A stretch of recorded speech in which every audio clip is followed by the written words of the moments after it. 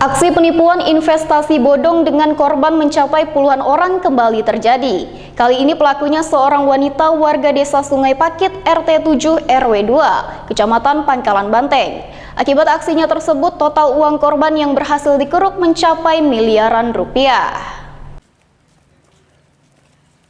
Aksi penipuan dengan iming-iming investasi bodong yang dilakukan oleh Arofah, warga desa Sungai Pakit RT 7 RW 2, Kecamatan Pangkalan Banteng, Kabupaten Kota Waringin Barat, berhasil mengeruk uang hingga miliaran rupiah dari 23 orang korbannya yang semuanya adalah kenalan serta tetangganya dari tahun 2019 hingga tahun 2022. Dalam rilis kasus di Mapolres Kobar, Wakapolres Kobar Kompol Wilhelmus Helki menjelaskan terkait dengan kronologis penipuan yang dilakukan oleh tersangka. Di mana aksi pertama pelaku terjadi sekitar tahun 2019 lalu.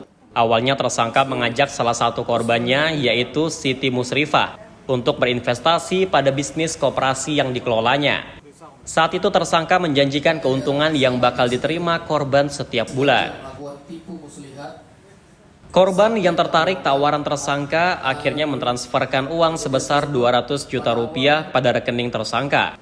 Tidak lama setelah itu, korban dibujuk untuk kembali mentransferkan uang sebesar 177 juta rupiah. Hingga total uang yang ditransferkan berjumlah 377 juta rupiah. Seiring berjalannya waktu, ternyata tersangka tidak bisa memenuhi janji keuntungan serta mengembalikan uang yang telah ditransferkan tersebut. Tersangka juga tidak bisa dihubungi serta diduga melarikan diri, sehingga korban melaporkan tersangka kepada kepolisian.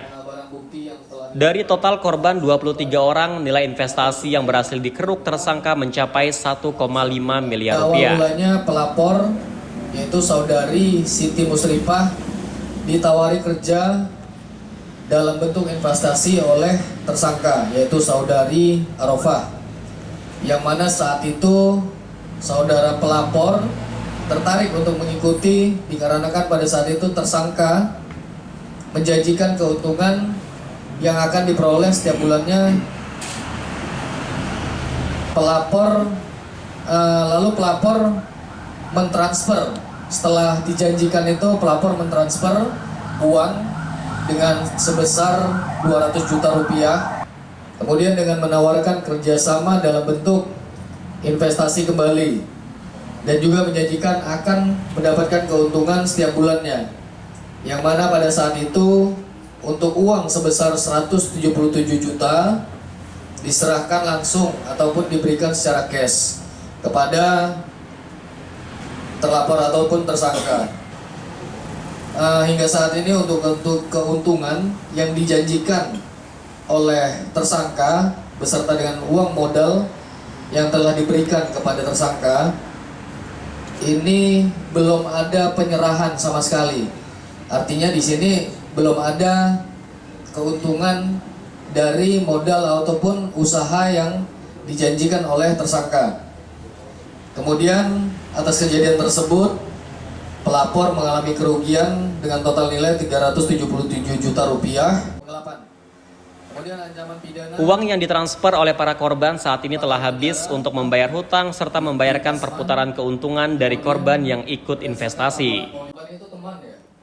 Saat ditanyai bentuk bisnis dari investasi yang dipaparkannya pada para korbannya, tersangka Arofah mengaku ia saat itu mengatakan bahwa ada bisnis koperasi kelapa sawit yang ternyata hanya tipu-tipu dirinya untuk meyakinkan korbannya. Akibat perbuatannya tersangka dijerat dengan pasal 378 KUHP dan pasal 372 KUHP terkait penipuan serta penggelapan dengan ancaman hukuman 4 tahun penjara. Muhammad Nasihin, SBTV.